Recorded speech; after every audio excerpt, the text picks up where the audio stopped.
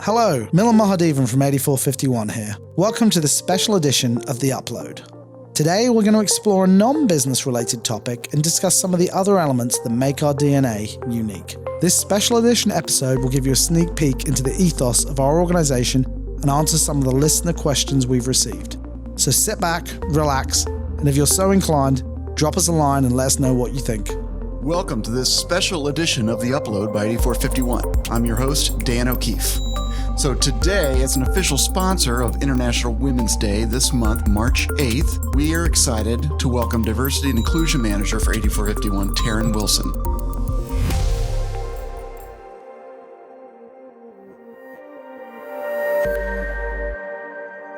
Welcome, Taryn, to this episode of The Uplow'd by 8451. Hi, Dan. Thanks for having me. I'm happy to be here. We're happy to have you.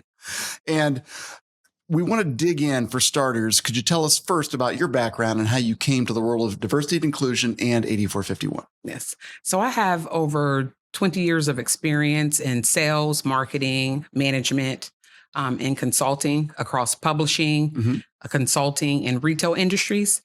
And I've been here at 8451 and a combination of dunnhumby for 12 years. Okay. So I was in campaign management, consulting, and then management roles. And about 18 months ago, I moved into this newly created diversity and inclusion manager role. Okay, great. So the reason for that is in 2016, we embarked on this D&I journey, and we've developed a D&I roadmap that we launched in the spring of 2018.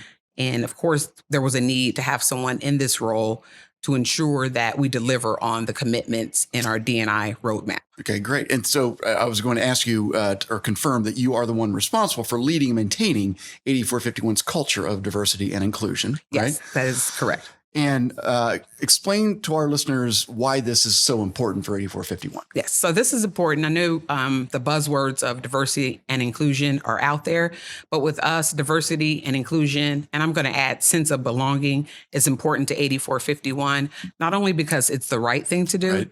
but it also can help to positively affect our bottom line. So research shows that diverse teams are more productive, more creative, and they're also more innovative. So it's a need for us to have that here at 8451 so that teams feel like they can come up with new products and services Right. that would ultimately help Kroger and help Kroger's customers. I was going to say it trickles down to the consumer, It right? trickles down. But one thing you hear about diversity, which is a focus area for us to be more diverse, but diversity means nothing if you don't have that culture of inclusion. Right. So we need for it to be inclusive, where people feel like they can come and feel respected and valued in the work and the contributions they bring to 8451.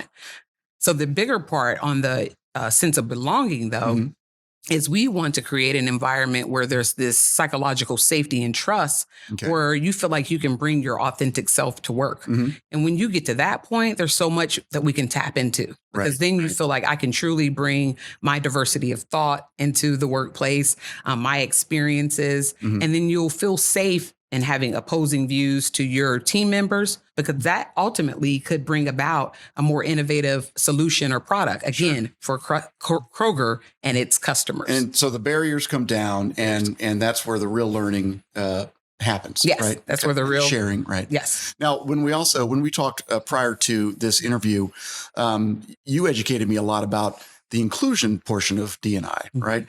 Some things I had not even considered. Can you expand on what inclusion really can mean? Yes. So I'll take it a step back. So when you think about diversity, you think about, we'll say that's the noun, that's the mix. Right. So our associates bring a mix from gender, race, ethnicity, sexual orientation, and even diversity of thought and experiences. Okay. Exclusion would be the verb. So that's what you do with the mix. Right. So we have to create an environment where people feel like I'm respected, I'm valued, I can speak up in a meeting, even if 10 of my team members are agreeing on one thing and I have a different point of view. Right. It should be okay for me to give that idea and people embrace me bringing my individual thoughts and ideas to the table. Well, and what I remember you saying was, and I thought this was really interesting, if those 10 people are in a room together, but there's one person on the other end of a phone, Yes. you've got to remember to include that person's viewpoint as well, Yes. right? That's Yes. because they're often, and I can relate to that. You forget they're there. You forget. Right? Yeah. So we have to be mindful of that. And that becomes very embedded in who we are. So it's about those behaviors that we demonstrate that are inclusive. So I've been doing a good job of when, I'm in meetings, even if I'm not leading the meeting, that I remind people, hey, can we take a pause and make sure that the people who are on the phone, if they have any questions or comments, we allow them that opportunity to speak. So as you do it, it becomes more contagious because then other people are like, Taryn, I love how you hold us accountable. So then I tell people that, you're now an inclusion ambassador. Right. And that's what we want. Taryn, you talked moments ago about industry research and how it impacts D&I in general and your role here at 8451. How does a company like 8451 get to the place where they realize they need an official D&I program or leader? Yeah. So this started in early 2016. Our CEO, Stuart Aiken, and his business leadership team, they went off site and did a full day D&I immersion workshop, if you want to call it that. Our consulting firm, BRBS World, helped with this. They helped to facilitate it. And at this workshop, they talked about unconscious bias, talked about how your brain is hardwired to be biased. But it's like, once you know about unconscious bias, it's what do you do with those biases? Is that same as implicit bias? Yes, implicit bias as well. So they did the implicit association test that was developed by a Harvard professor. They did a poverty simulation. So that's a way, because that ties back to Krogers customers. That's a large percentage of Krogers customers who live, in poverty. Underserved neighborhoods. Underserved, yes. So for them to have a level of understanding about the challenges that a person that may be impoverished deal with, they did the poverty simulation. And they also did a privilege exercise. So at the end of that, it was very eye-opening for our business leadership team. Aha moments where they're like, I just didn't know what I didn't know. But they walked out of that workshop and acknowledged that we want 8451 to be more diverse and inclusive. Right. We don't know what that looks like, but they committed not only verbally, but financially. They said we want to back it in financially and in time commitment. And so immediately after that, we formed an Insightful Inclusion Council. A lot of companies call it Diversity Council, but we have to be unique and be who we are as 8451. And we call it an Insightful Inclusion Council. I've been a part of that team since its inception. They looked around the business to find people to be a part of that. They wanted it to be a diverse team. And then again, we work with BRBS World because they're known in this space. They know about D&I to embark on that D&I journey. And remind us, please, in what year did all this start? That started in January of 2016. Okay, great. So you explained a little bit about how you embarked on it. Kind of give us an idea of how that's evolved in the last 3+ years, and where do you see it going further down the road? Okay. So from there, again, we said we're a data company. So we want to talk to our associates and ask them, do you think we're a diverse and inclusive organization? And if not, what can we be doing to make us more diverse and inclusive? Right. So with this third-party consulting firm, we did some one-on-one interviews with over 30 associates. And we looked for people with varying backgrounds from across the business, asked them questions to get at, are we diverse? Are we inclusive? What are some of the things or behaviors that show that we are? What are some things that we could be doing differently? One of the unique aspects of that is we also added an ethnographer. And we had him come for over 2 weeks and observe our building, our working space, looked at associates and how they engage in common areas, at their desk working, and also in meetings. And then lastly, what we did, we were at the point of the fall of 2017, and we said, I know people have been hearing that we're doing some diversity and inclusion work. We want to start to engage the organization. So we held these D&I workshops. They're 4-hour workshops, which is a big chunk of time. It's a half day. Right. For people to commit.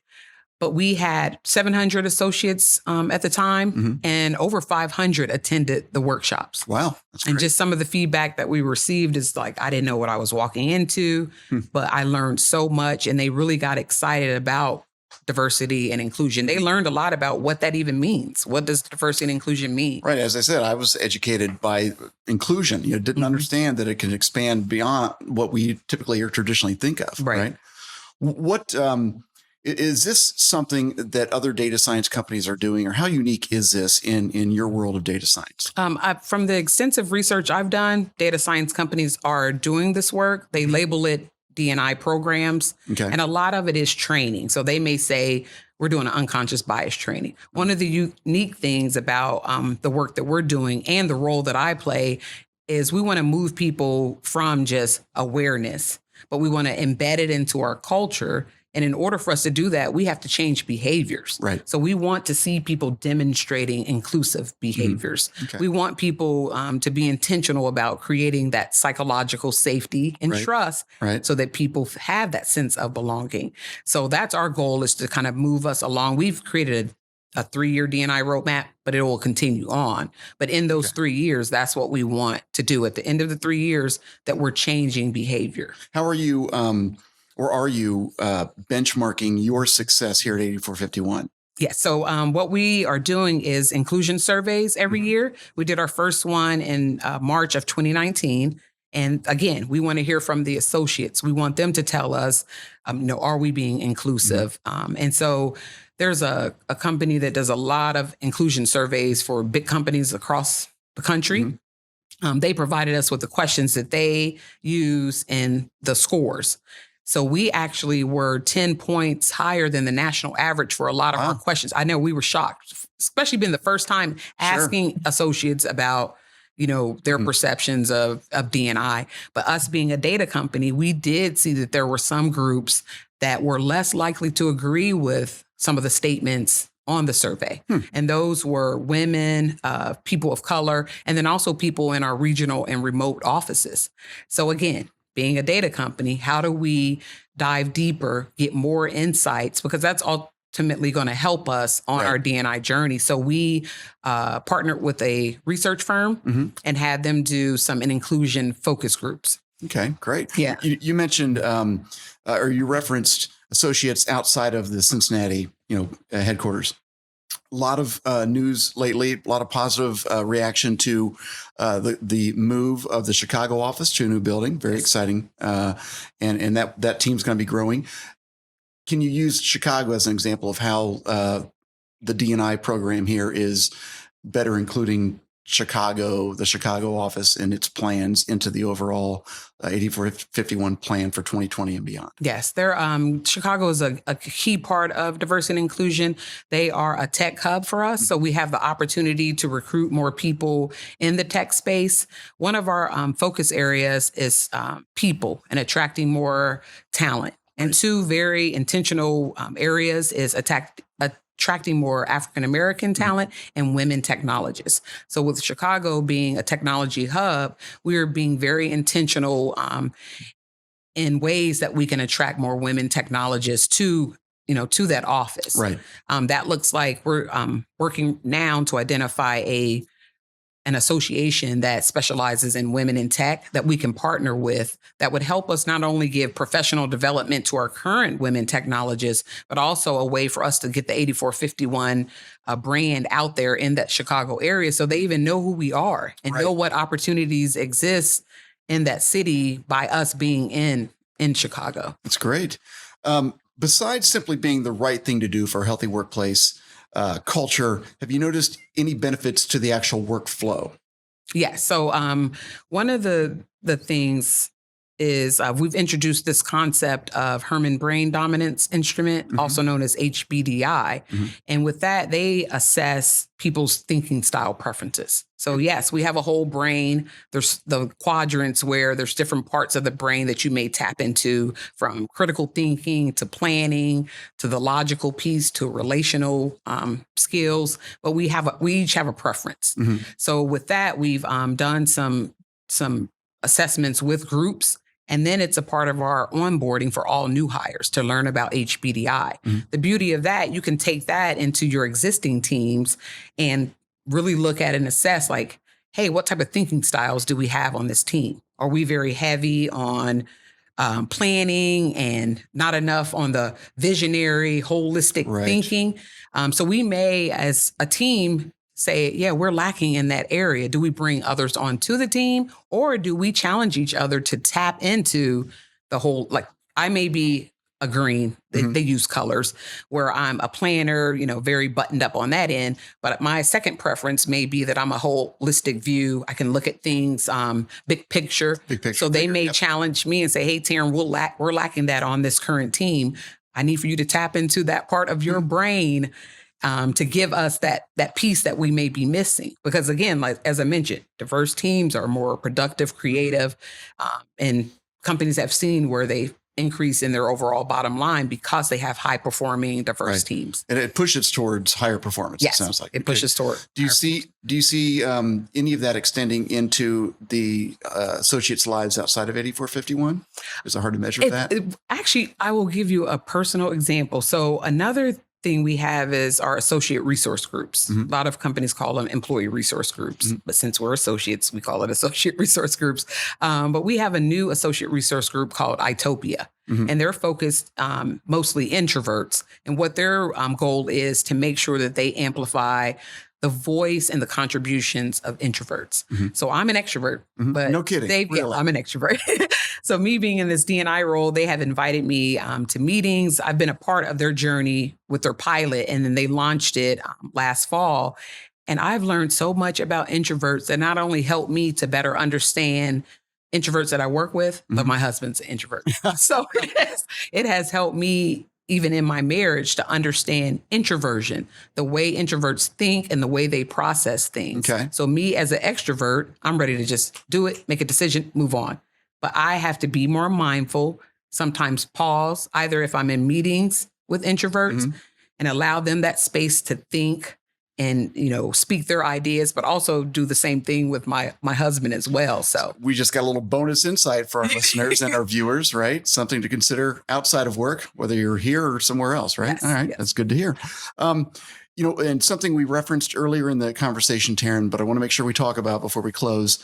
Tell us more about 8451's plans around International Women's Day this month. Yes. So for the third year in a row, we are celebrating International Women's Day. We have a lot of great events planned where not only women, but the men in our organization can come and celebrate the contributions of women here at 8451. And it also ties into March's Women's History Month. So we do a lot of events there, too, to celebrate women in history that have made contributions.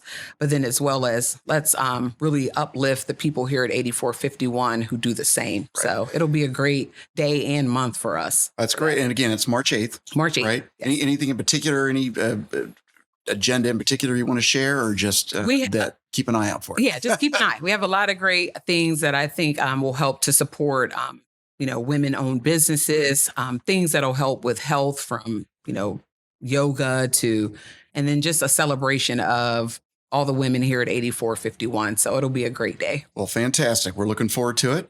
And with that, Taryn, I want to thank you very much for being our guest on this special edition of The Uplow'd, talking about diversity and inclusion. But before we let you go, one more thing. It's time for the 8451 lightning round, where we ask you a series of 8 random questions for 51 seconds. Taryn, are you ready? I am ready. Let's do this. Do you use your cell phone primarily for talking or texting? Texting. What is your favorite junk food? Skinny Pop. Name 2 people who've inspired you throughout your career. I'd say Miska Spalding, who is my former manager here at 8451 and now a friend. And then Don Vallandingham, who also is here at 8451, who's a mentor and also a friend. Fantastic. Coffee or tea? Tea. What's the best age? I would say the 30s. 30s. All right. I'd agree. Where do you do your best work? I do my best work in groups, collaborating. Okay. What's one thing you wish you knew when you were starting your career?